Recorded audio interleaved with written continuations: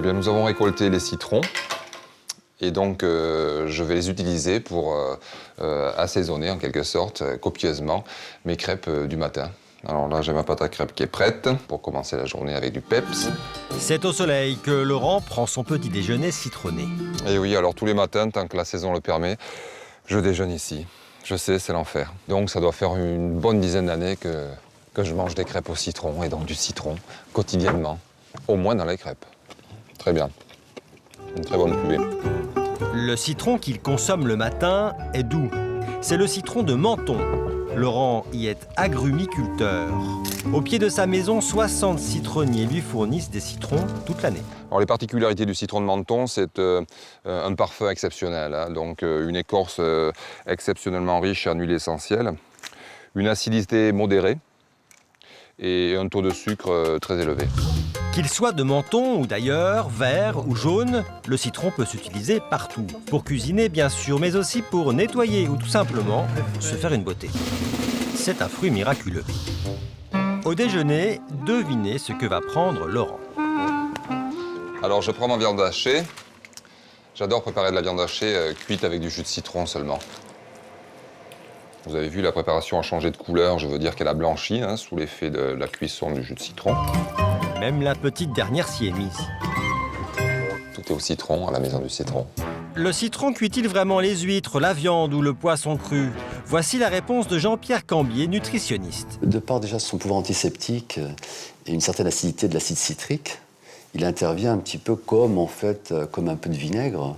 Et donc ça arrive un petit peu à mollir les chairs, à attendrir les chairs et à les faire cuire en douceur. Contrairement aux idées reçues, le citron n'est pas dangereux pour l'estomac. Une fois la digestion passée, il devient alcalin et donc c'est plutôt un antiacide. Est-ce grâce à sa consommation chronique de citron que Laurent garde la ligne? Donc le citron n'est pas du tout un brûle-graisse, simplement un allié à une cuisine diététique. On peut s'en servir pour faire des sauces justement pour exclure l'huile qui est hypercalorique dans certains cas. Si Laurent ne manque pas d'imagination pour cuisiner le citron, d'autres le préfèrent au contact de la peau. À Manosque, une grande entreprise cosmétique l'utilise pour ses nombreuses propriétés. Dans ce laboratoire, on fabrique une crème à base d'huile essentielle de citron sicilien. L'essence de citron, ça va apporter olfactivement ce côté rafraîchissant, acidulé, très agréable. Et au niveau de la formule, ça va permettre d'utiliser moins de conservateurs parce que c'est un effet bactéricide. On l'utilise aussi pour nos shampoings, par exemple. Ça va pour le côté brillance des cheveux. Sur la peau, c'est riche en vitamine C, ça va apporter de la radiance aussi à la peau. C'est vraiment un produit très utilisé en cosmétique pour toutes ses qualités. Éclat des cheveux et de la peau, ces arguments séduisent-ils la clientèle? Au magasin de l'usine provençale, le citron est en bonne place à côté de la lavande et de l'olive. C'est une crème très très fraîche, avec de la verveine et de l'huile essentielle de citron, hein, d'où son nom verveine agrume. Ça donne du tonique, c'est tonifiant quand on se lève le matin. Rafraîchissant. C'est un côté rafraîchissant. Grâce à ses atouts citronnés, la gamme se vend à plusieurs centaines de milliers d'exemplaires chaque année. Une autre convertie au citron, c'est Julie. Cette trentenaire connaît tout ou presque sur le sujet.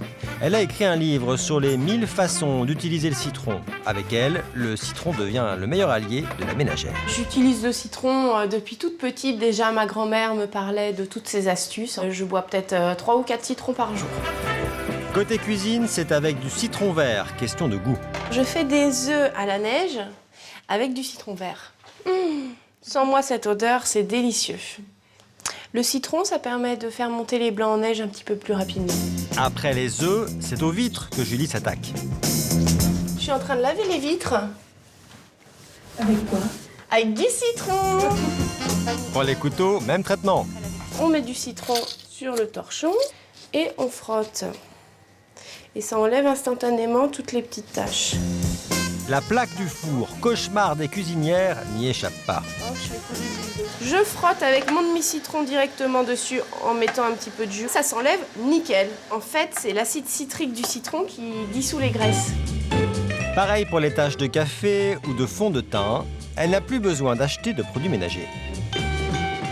On peut tout nettoyer dans sa maison avec le citron. C'est une solution économique et écologique. Le citron, Julie l'utilise aussi sur sa peau. Toutes les semaines, elle se fait un gommage maison pour moins d'1 €. C'est un gommage super économique. Il suffit d'avoir un citron et du sucre chez soi. Pas la peine d'aller se ruiner en masque de beauté. Alors là, j'ai la peau toute douce, toute lisse, toute lumineuse. Grâce au citron. Et voilà. Pour un sourire éclatant, une rondelle suffit. Alors ça rend les dents toutes blanches. Pour les dents comme pour les ongles, le citron fait encore des prouesses. Pour avoir des ongles en pleine forme, pour éviter qu'ils soient dédoublés, cassants, et pour les avoir tout blancs aussi, on peut les mettre comme ça, une fois par jour, les tremper dans le citron, comme ça, directement dans le demi-citron. En 3 minutes, le tour est joué. En très peu de temps et avec très peu d'argent, on peut réaliser ces petites astuces. Vous en reprendrez bien un petit zeste.